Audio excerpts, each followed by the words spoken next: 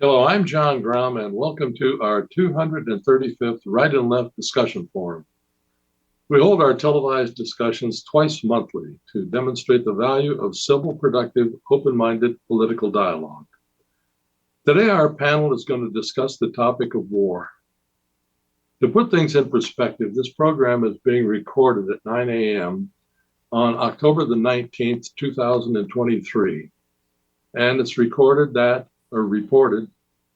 the Israeli army is right now preparing a land invasion of Gaza in response to the deadly incursion of the Hamas militants into southern Israel.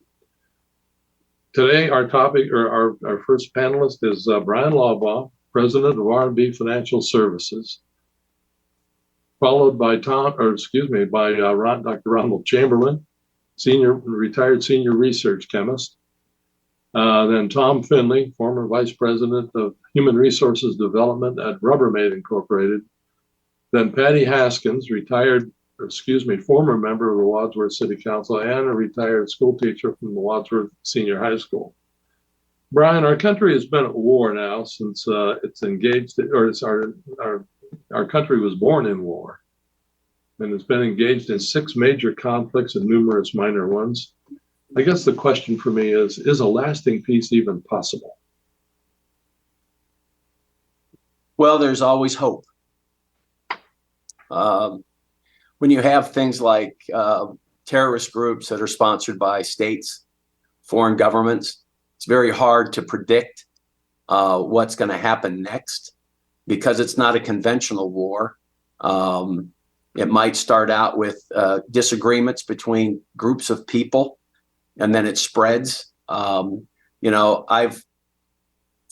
never, World War I and World War II, all I have is what I've read, and movies that have tried to, show the horrors of war. And it's something that anyone that I've known that has gone to war always never wants war. They pray for peace. And unfortunately, we haven't figured out a better way to solve our differences. There are situations that come up that I think necessitate conflict. You mentioned our separation from England, the Revolutionary War. I've read extensively about that. And really, there was no other way to separate from, to separate from England than to show them that we were serious, and that brought on an armed conflict. That brought on the Revolutionary War. There are different reasons. Now, obviously, there are those that feel that there's no reason for war. They would consider themselves conscientious objectors. I have nothing but respect for them. But I think as a country and as a people, there are certain things that we need to, basically go to war over. And one of those is our freedoms and freedoms of other countries. So unfortunately, we're living in a time where we've seen just war after war, skirmish after skirmish. And I pray for peace. I hope for peace. The thoughts of another large scale war. Not that the wars that we've been in weren't large scale, but we really need to look at those and figure out a way that to not get to the point of needing to go in heavy in an armed conflict to assert our will over a country, or to mitigate a conflict. I will point out the United States has always, looked at situations. I'm sure you've read the quotes online. We've never taken any land from any other country that we've conquered. We've never, taken treasure. We establish what we feel is a democracy of sorts, and we try to, put a government in place that is open to that. Unfortunately, that hasn't happened in the last, wars that we've been in Afghanistan. And Iraq. So it's unfortunate. I wish it was different, But when you see things that Hamas did to Israel and the reports coming out of that, that was just unbelievable, murderous, brutal. There was no semblance of war there. That was just terrorists, doing everything they possibly could to inflict as much pain on Israel. Bryan, you mentioned the fact that in the aftermath of war, the United States has always been very magnanimous, installing a democratic government and helping rebuild the countries that we had destroyed. Germany and Japan come to mind. But the World War I Treaty of Versailles was not a proud moment for the United States or the rest of the Allies. We actually, in that time, sowed the seeds for World War II. I remember stories about the inflation being so bad that the guy was taking a basket full of money to the grocery store to get some food, and somebody knocked him on the head and emptied the money on the street and stole the basket. But Ron, sometimes when I think about you, I think about a bumper sticker that I saw in the Vietnam era that said, "What if we had a war and nobody showed up?" Yeah. I know that you're a pacifist. Is it possible to be a pacifist in this world? Well, let me get into that in a second here, because I do have some thoughts on that. We seem to be wired for this. Our closest genetic relatives, the chimpanzees, also wage war. A group of chimps will go and wage war against another group of chimps. Our earliest mythological literature in the Judeo-Christian tradition, it's the story of Cain and Abel, one brother killing another. So it was recognized that though these are not real individuals, or they're literary figures, that is a human condition, that happens. So let's get a little. I'm a pacifist, but I'm not an Amish person. I am not in the world, but not of it. I hope to have the moral courage to, if personally attacked for my religious beliefs, to remain pacifistic. However, I certainly believe that as a country, I'm a citizen of this country, and I believe that the defense of that country is an honorable thing, and defense of our allies is an honorable thing, and we should do that. I think we have a moral obligation to do that. I'm thinking about a little history here. I think the United States is one of the only places that I know of that have officially declared that religion and politics should remain separated. One should not have undue influence or any rule over the other. Now, with the rise of Christian nationalism and the religious right, we realize how difficult it is to maintain that. But going back a little bit, about 400 AD, a bishop working in the Roman North Africa named Augustine, or Augustine, I've learned his name is Augustine, realized that he recognized the unity of the imperial Rome and the young Christian church, which has now had the blessings of Rome. And it's not clear whether he decided he could blow his own horn here and give himself a lot of influence outside his own tradition. But he argued that Rome had the right to crush their enemies under certain conditions. So rather than decrying war as the horrific sin that it is, of one group of people killing another, and all that laying waste to all that, he promoted what's effectively a just war. There's justification for war under certain conditions. Well, through the centuries, all that is as the Roman Church became the Roman Catholic Church and joined hand in hand with the government, all of the petty kings and princes in Western Europe seized this justification and quoted Augustine. They go out in a very warlike time in history. Everybody fighting everybody else. Got to remember that this was really pretty much Western Europe, though most of the other world didn't really follow it. But so some justifications. Well, okay. there seems to be an easy way of finding those justifications. I think one of the greatest skills that human people have is rationalizing their actions. So okay, we'll go in there because they probably have weapons of mass destruction. So let's go in. Let's go beat them up a little bit. So here or they were working on it. We're working on it. So here we have Russia and Ukraine. Russia is trying to take over Ukraine. They probably think they're justified. That used to be our country, and boy, look at all that wheat they have, and we need that. And they're breaking away. They broke away from us, and they're allied with our enemies. So we need to go get them. Hamas probably thinks they're justified. Israel came in and took their territory and has forced them into this very isolated area, 2 million people or so, in a very thing in it. So they find a weakness in the Israeli government. Netanyahu, who is he's an autocratic person, convicted felon. He's probably the Donald Trump of Israel. he's tried to pervert the legislature by having himself pardoned or not being punished for his own actions.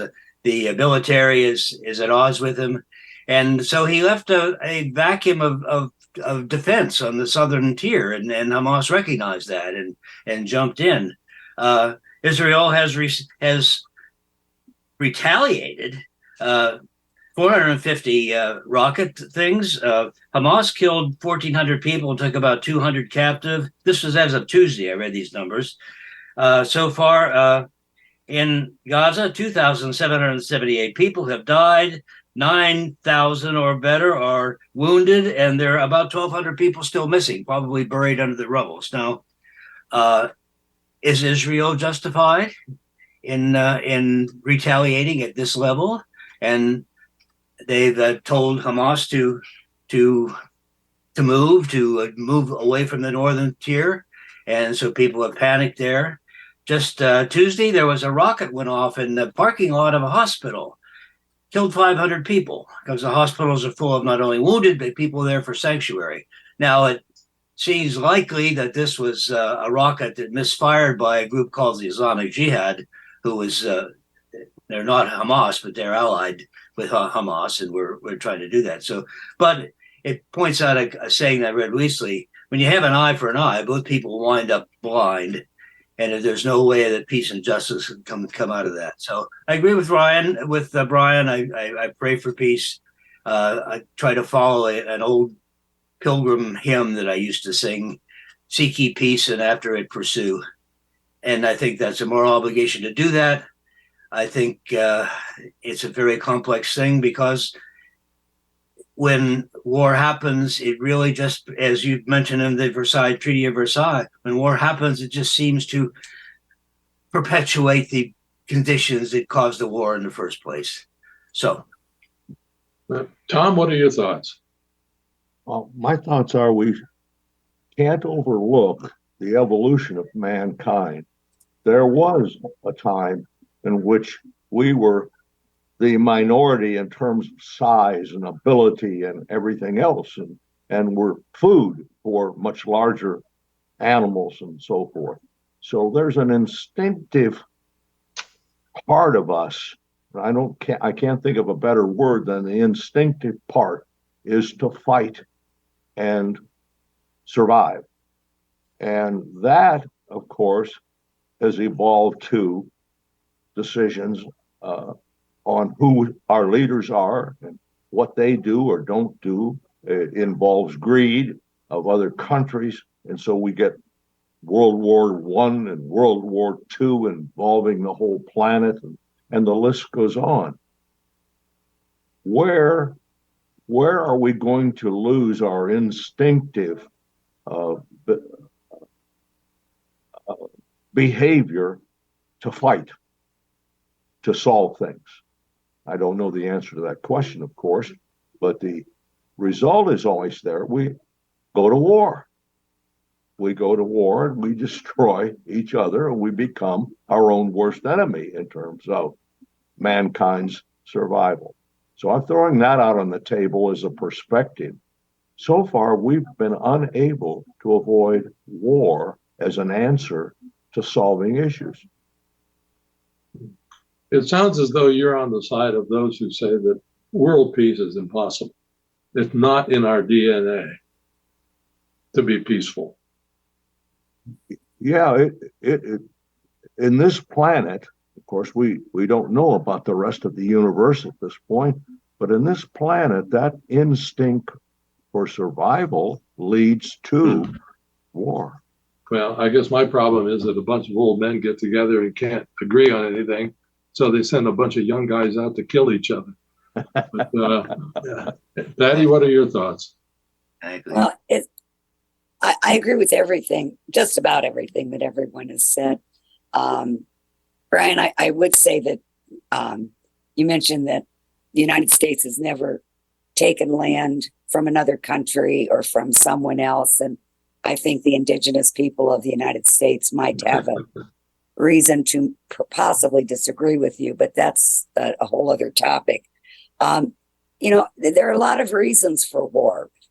We go to war as a reaction to an attack by another country, whether it was the sinking of the Lusitania or the attack at Pearl Harbor or the 9/11 attacks. Many times wars are started over religious problems. And as we have in Israel with the two religious factors that are ideologically at opposite ends of the spectrum and are fighting for that purpose. We have those that are going for political purposes or political reasons or for economic reasons. You mentioned the grain in Ukraine. The thing, though, that I think occurs in all instigators of war, not response, but instigators of war, is that they are led by someone who has a craving for power, not for the benefit of people, not for the benefit of their country, but simply to make themselves the most powerful person in the world. And I don't see that we're ever going to have a shortage of those. And I won't call them insane people because I don't think that they're insane. I think they're extreme narcissists that think that what they say is right, what they want is good, and it's all about me and nothing else. I mean, look at the people that have started, the leaders that have started wars, whether it be Hitler or whether it be Putin or whether it be those in Iran or in Iraq, Saddam Hussein, historically leaders that were horrible, horrible people. They wanted power. They wanted to expand their country at all cost. And they have built a cult then around them that agrees to do as they say. I mean, to think that, for example, all the Germans during World War II were anti-USA before Hitler came in and convinced them by saying, it's everybody else's fault that you are in a depression and I'm going to take care of you. And they follow that person who has no moral compass whatsoever. That's why it is so important that countries choose their leadership with great concern and that they watch that they're not electing or allowing a cultist person to be in control of their country. I mean, I just watched recently, just this past week in Poland, where the hard right leader was taken down and his party was removed because there was that demand for democracy, which is what we need throughout the world. But until you have an absence of this type of person, that genetic makeup that Tom was talking about, I don't see war ever going away. Do I think that war is something that we can't ever have? No, there are good reasons to go to war. I know my father, right after World War II, was on his way to the bus stop right after Pearl Harbor, was on his way to the bus stop, and just a buddy came along in a car, and Dad said, "Where are you going?" And he said, "I'm going up to Cleveland to enlist." They drove to Cleveland. His buddy went across the street, and my dad went in the Navy office and was in for entirety of World War II because he felt that necessity to defend his country that had been attacked. And we do have war for that purpose. Is it possible to be a pacifist and not respond? Yes, it is. Ron, I was a child of the 60s. I was opposed to the Vietnam War. And all of that. I came out of that closet during the Vietnam War, and particularly May 4th, 1970. And I was in college during May 4th. I have had close friends that were actually shot at Kent State. So I have, a lot of reference points to that. By the way, an interesting movie on the effects of war and how to handle it as a pacifist it's an old movie called Friendly Persuasion. Oh, yeah. With Gary Cooper, and he is a Quaker. I love that movie, but it shows, and it's set during the Civil War, and it shows the necessity possibly of war, but perhaps there is a more peaceful way to handle it. Excuse me. I wanted to interject this question that occurred to me, and I don't know where we'd put it in this, except what was the worst war we were ever in as a country? It was a whole string of wars called the Indian What War. was the worst war? The worst one? Civil War. Civil War had the most casualties. The Civil War. 600,000. Yeah, because everyone was in the United States, and The Civil War. and it was also is it still the bloodiest war that we've ever been in? Yeah. I think so, Patty. I think so. Yes. Yeah.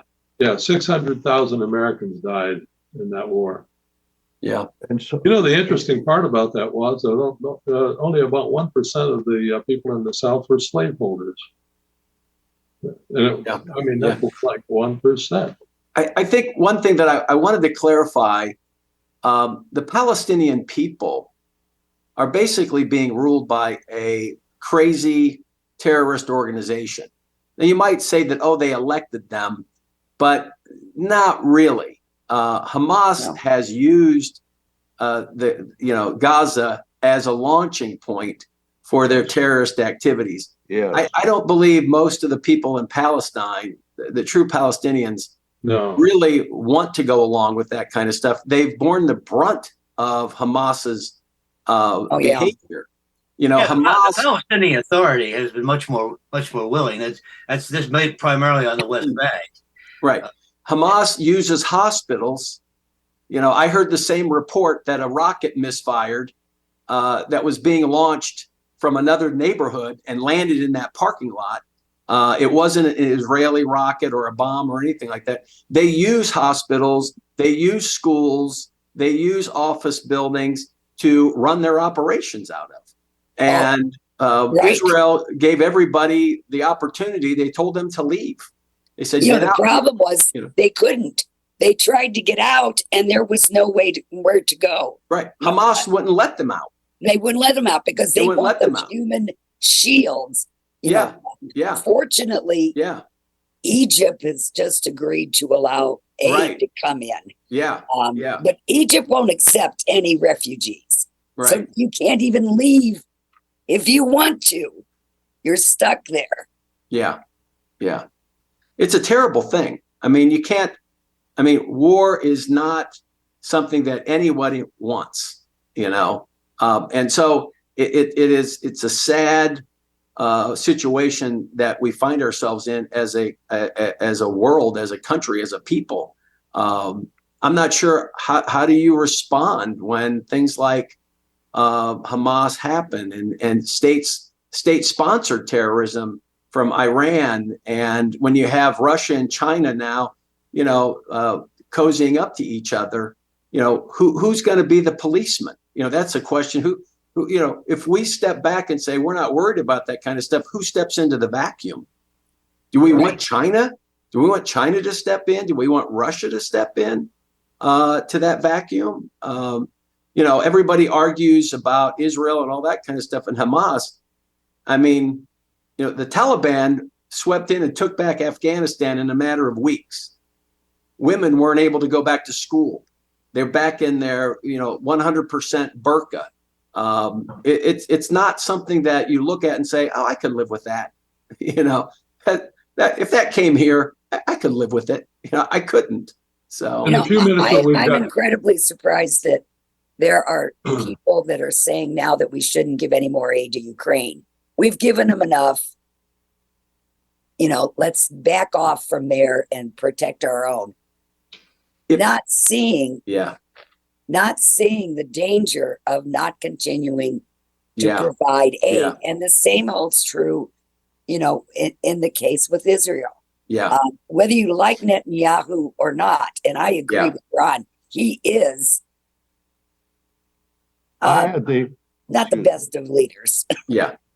I was born in 1935. At the age of 6, Pearl Harbor occurred. I can remember that event around the family. My biggest fear during the war is my father's going to go to war. He was drafted and headed to war.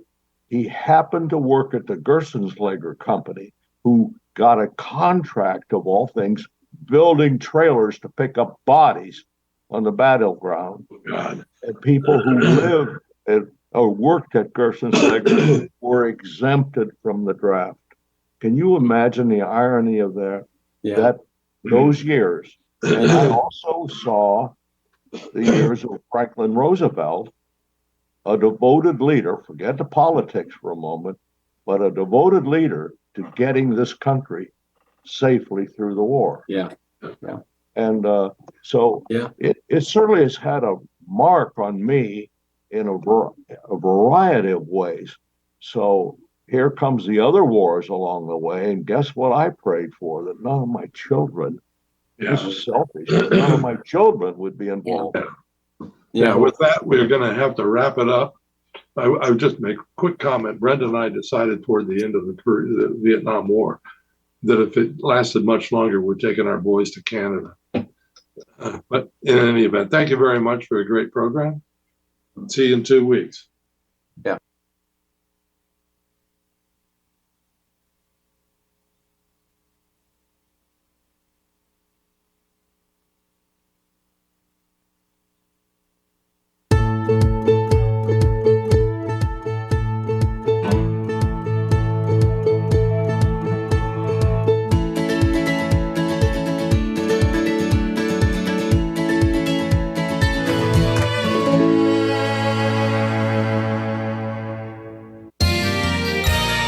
You are watching WCTV, Wadsworth Community Television.